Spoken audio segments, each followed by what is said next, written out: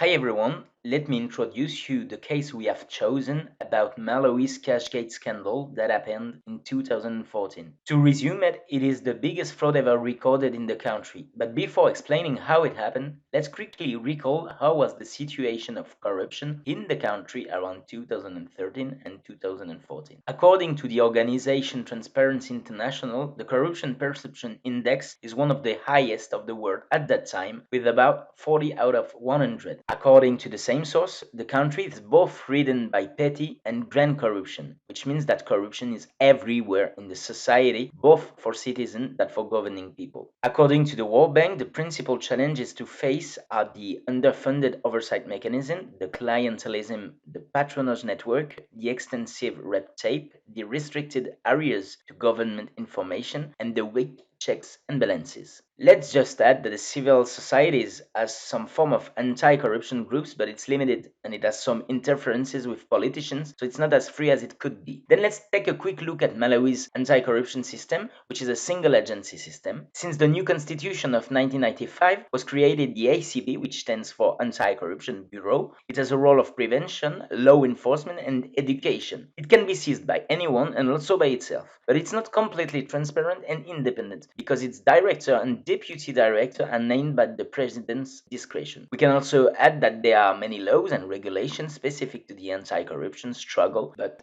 as we will see in the next slide, it wasn't enough. Let's talk now about the main subject, which is the Cashgate. Between April and September 2013, ministers and representatives of the government have embezzled $32 million by using the public financial management system, which is called the IFMIS, for Integrated Financial Management Information System. To say quicker, the wrongdoers generated bogus payment orders until allocation exhaustion. These payments were transmitted via a check and some bad companies' accounts. Then the money was cashed and everything was deleted from the account and repeated. They have used a failure in the system that in total permitted to escape more than $200 million. To measure the size of the amount stolen, it represented about 1.34% of the national GDP. How it happened? Because nobody never checked the deliverability of the orders. Let's now take a look at the consequences of the Cashgate for the government. So Joyce Banda, which was the president at that time,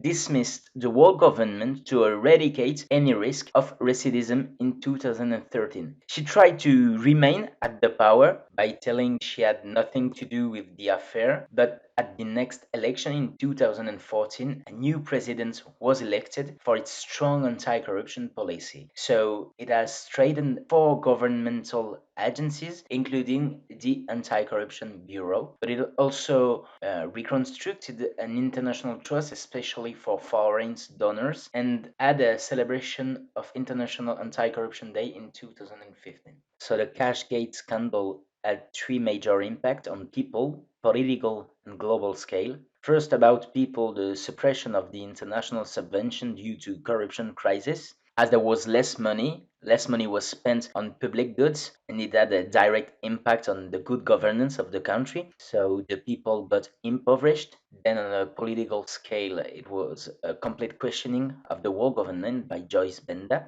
As we knew, she dismissed the government, but then there was an agitated election because she didn't want to give up the power, and she tried to cancel the election. And then, after she lost the election, she took a 4-year exile and was targeted with an international arrest warrant. In 2015, Peter Mutharika was elected. He was elected because he was a strong anti-corruption president and he deployed a lot of measures against corruption. And then on a global scale, there was a loss of international trust because of the scandal, the suppression of donation, as we previously said, and international experts were sent to help the court to judge people that were inculped. So, to briefly conclude, we will say that our subject gathered a lot of topics covered by the course, which was interesting to go deeper. But on the subject, we can tell two conclusions. First is that the scandal brought new regulation, condemnation, and a new president who is purely anti corruption, even if we saw that Joyce Benda, the former president, was more alarmed by foreign condemnation than her people suffering, but also that the corruption is a real system that persists in the country. For example, in July 2018, the leading political party was accused of preferring a company for supply contract, bringing $4 million into the bank account of the leading party. The president was re-elected, but we will maybe never know what really happened. So we can conclude by saying that words aren't sufficient.